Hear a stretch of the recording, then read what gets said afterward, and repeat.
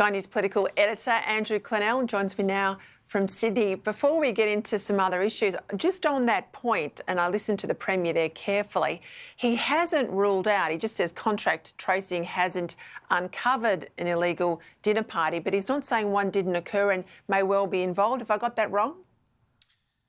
No, I think that's right, but Brendan Murphy put out the statement and Paul Kelly, the Deputy Chief Medical Officer, also downplayed it. So I'm fascinated to know if there was a dinner party, Peter, because if there's not, I think Brendan Murphy should apologise. I mean, you got 60 medical workers who were sick who were being accused of going out partying and causing their own illness. It's a pretty serious allegation to level, but, you know, I guess the Premier's not going to look at sending the cops in if there's no foundation at all. So Brendan Murphy apparently heard it from Tasmania. You'd assume health officials down there. And he used the term, I think, there. So, yes. But then he was quick to say, oh, the contact tracing hasn't found that. So, well, maybe there was a dinner party, but no one caught it from the dinner party. And how did his comments get into the public domain? Well, he was giving evidence to a New Zealand Parliamentary Committee. I must admit, I didn't even know it was happening until our Sky News correspondent, Jackson Williams, reported on it this morning. And he was, you know, pretty relaxed. You know, when he's not at this podium with Scott Morrison, he freelances a bit more, it seems. Yeah, I'm bemused as to why he would be giving evidence to any committee outside of the Australian Parliament. And if he's got spare time to talk to the New Zealanders in that way, maybe he hasn't got enough on his desk. And we all know he has. If there's one person in the country who's pretty flat-strapped, it's Brendan Murphy. Anyway, I'm sure more will come out. We'll see if this dinner party did go ahead in any event. I want to go back to Ruby Princess. There's not a day goes past, I think, where it's not in the headlines. Tasmanian Senator Jackie Lambie says she wants a royal commission. Now, I have to say, I want a decent inquiry, not this police inquiry, a criminal inquiry, and a proper inquiry, but this break glass idea that any time something's tough, we go asking for a royal commission, that'll just guarantee it's 2 or 3 years down the track before we really know what went wrong and what we can fix or what needs fixing. Well, you're right. And the middle ground tends to be a special commission of inquiry. I guess it's under the auspices of the New South Wales government, so there's some risk in that, some might say, but they usually take 6 months. Funnily enough, about the time it would take a police investigation. Now, the cops don't want a special commission of inquiry or royal commission because they believe it will interfere with their evidence and their ability to bring a prosecution. And I guess the fact that they put a 6-month time limit on it suggests that they are hopeful of a prosecution.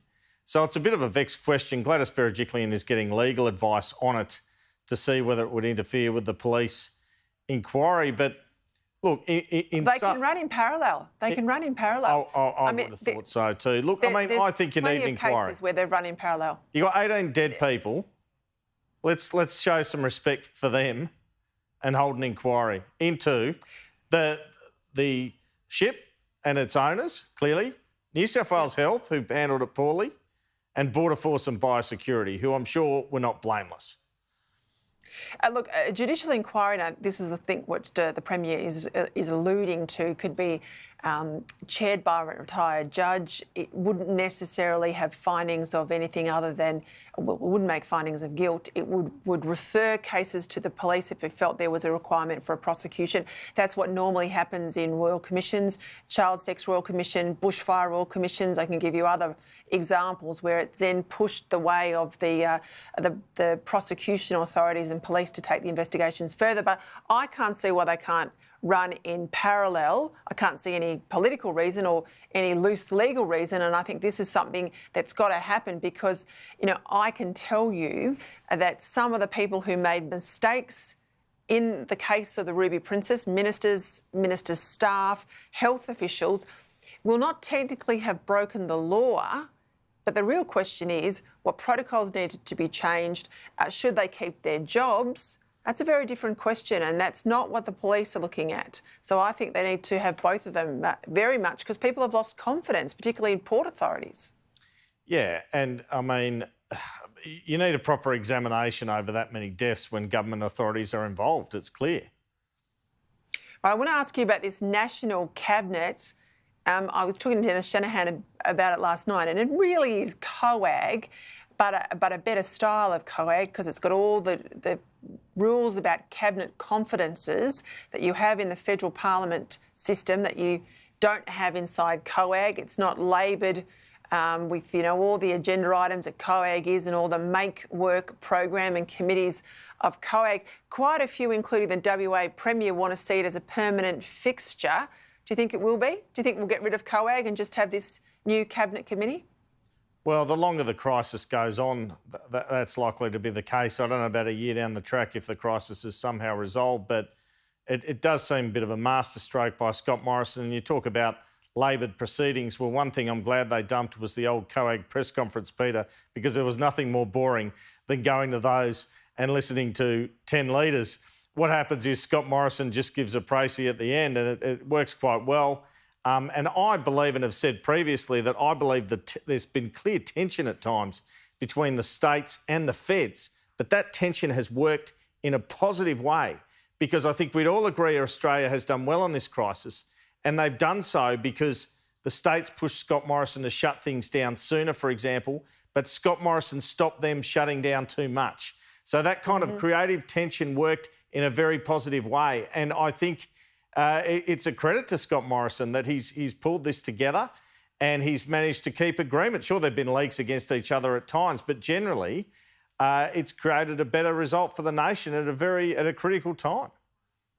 Look, I'm no great fan of our three levels of government all at the one time, in the sense I think we're over-governed. I think it's a lot further beyond where the founding fathers went with the Constitution, but the creative tension between the states and the Commonwealth is very much what they had in mind when they drafted the Constitution. And I think when it works well, it works to our advantage. We are seeing it work well now. But of course, you know, the Commonwealth has signed cheques well over $300 billion. A lot of the recipients in this money are the states, and some of the states are only putting $4 or $5 billion on the table. So they're all pretty happy at the moment because Scott Morrison's signing away plenty of dollars in their direction. The test will be when states have to give up things, either jurisdictionally or, if it came down to it, changes in things like the GST, how this relationship would weather.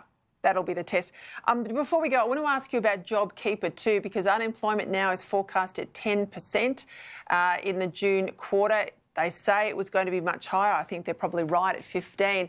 But my numbers work out that's about $250,000 per job. Bearing in mind most people will get about $20,000 over that 6-month period if they're all getting $1,500 a fortnight. That's a lot of money that's going somewhere else. Yeah, it's a concern, isn't it? I mean, if their figures are right, they're paying 6 million workers, they say, to save 700,000. And the difficulty is it goes to the entire business, so it subsidises everyone's wage, not just those who are put out of work. That might be one reason for it. I personally think it's a difference between 20 and 10, not 15 and 10. They seem like very round and unscientific numbers that Treasury have provided. So I'd be surprised if it wasn't more unemployment without this measure. But I mean, that's the essential reason. It's such a blunt instrument. They're going for the turnover of businesses. The only other thing I'd say, Peter, I don't think it will hit 130 billion. I think it might be more like 90 to 100 billion, but we'll see in 6 months' time, I guess.